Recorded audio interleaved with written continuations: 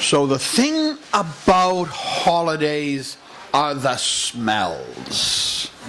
With my mother's house, my mother was the cook. I would set up the dishes and everything. My father and my brother, they dropped the dishes and didn't know which side of a pan to use. But everything started a few days early with the yeast. You take some yeast, you add some flour, some honey, or some sugar, and a few other things, and the mixture goes, now that's what I'm talking about. It grows and it fills the house with this wonderful, wonderful smell.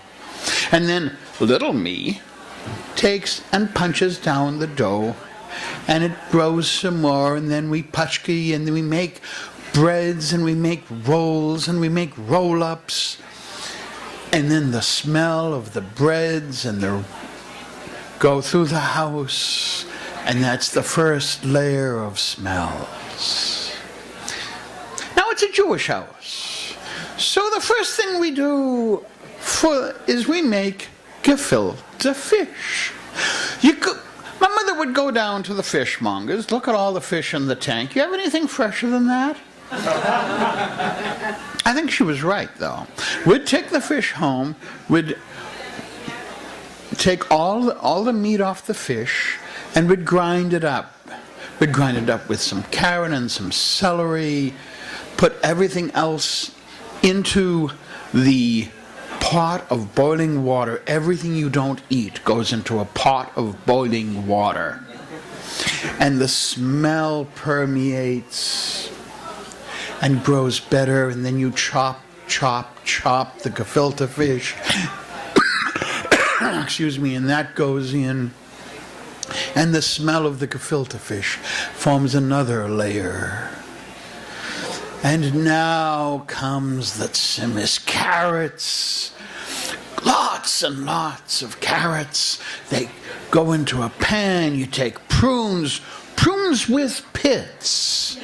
You should not remove the pit from the prune. It should be a little bit of work to eat. You should be reminded that this is food and not something you're just swallowing. And we put that in there, and then we cook that until it's dead, and those smells come through and permeate through the house. So now the meat. My mother's on the phone with the butcher. So Shloimi, how's your meat? We get flunkin, we get flank steak, we get brisket. He brings it, he lives up the street, we bring it over, we take it, we brown it, and then the smell of the browning meat and the cooking meat and the juices come through the house. And then the chickens. We make some salad. We make some Luxenkugel is flat noodles with various things in it. Usually it's cheese, but if it's got meat, you don't use the cheese. And then we're ready for the meal.